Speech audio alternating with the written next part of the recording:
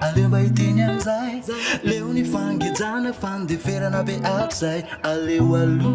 aloha ikozy amizay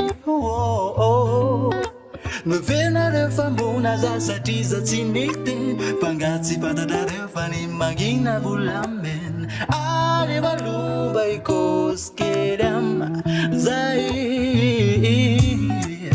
Nodiko ny tapinao de nalo toko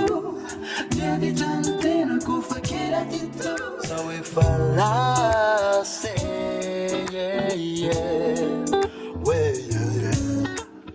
Nodiko ny tapinao de nalo toko Zako tsy varotana ry saka melo Zao efa lase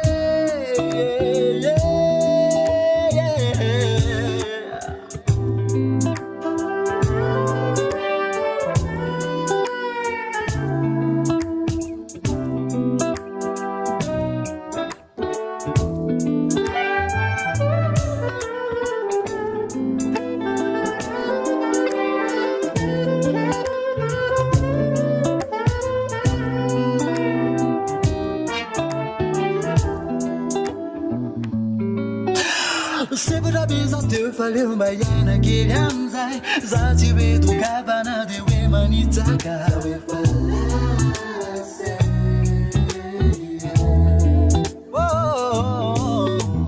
Nevitra ianao fa mitongilana ny balance Fa tsy fantatrao fa j'avais plus au coup d'avant hoe falase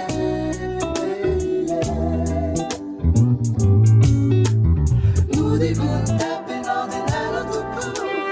Miavitra ny tenako fa kely atito Zao efa lase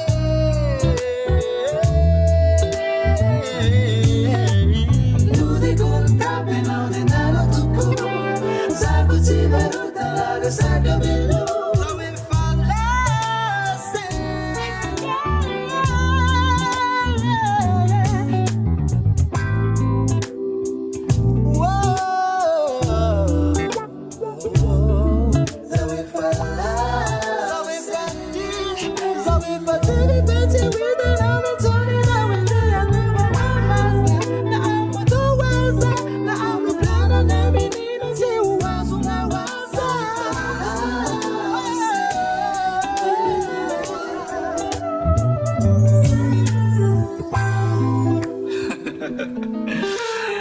Le fomba fisainana mihitsy no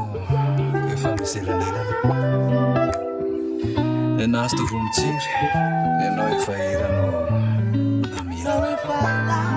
Zao efa ty ECHEC ET MAT